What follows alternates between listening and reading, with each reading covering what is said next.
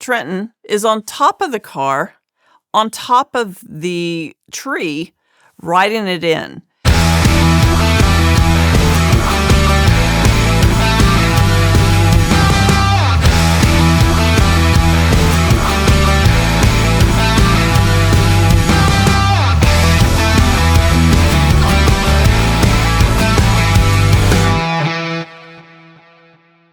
I would say one of the most iconic and special things that have happened over the years would be our Gat3 parties. We always have them end of the year, sort of like Christmas time, New Year's time, that kind of thing. I mean, it looks like a different space with lighting, with decorations. I got an amazing deal through a great friend to get a great Christmas tree, new for the studio. It was too big for me to pick up, so I was like, I got to send some interns to go pick this up. One of the interns that we had to go pick up the tree with my other guy, he had a car that was bright green, and we all called it Booger Box. He called it Booger Box. And they said, okay, we'll go get it. And I said, just make sure it's safe because it's really nice. So they were coming back, and I get a call, and they say, you might want to come out to the parking lot. And I'm like, is everything okay? And they said, yeah. But I'm like, okay, they're up to something because it's always like that around the studio. You never know what's going to happen. So I go out to the parking lot, video camera ready, and I see them driving down the parking lot. Guy who owns Booger Box is driving the car. And my other engineer, Trenton, is on top of the car, on top of the tree, riding it in. It's Santa and his elf. Nice. The green sled. Nice. Glenn and Kenny and Amanda Smith Band had just been announced to be nominated for Bluegrass Gospel Record of the Year.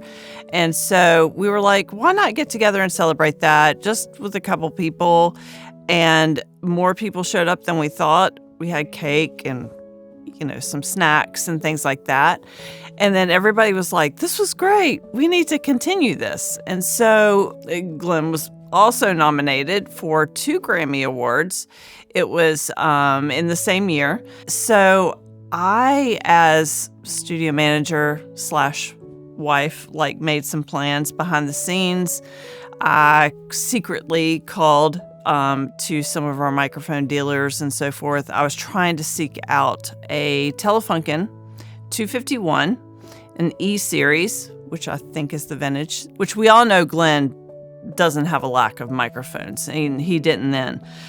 Around here, especially with us working so closely, it's very hard to keep secrets from him. So I had to talk to these people and be like, do not email him. Do not tell him what I'm doing. Just run everything through me, and I will make the best decision I can. So I had a dealer come through for me, and he found it, and I purchased it. It's a long and hard process, but I thought, how cool would that be to present him with that at another Gat3 party? So we wanted to hire elves.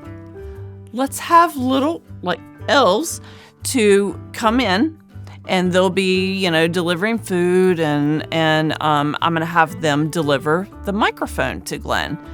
We set that all up. I had food, all kinds of stuff, a whole spread, and the room was packed.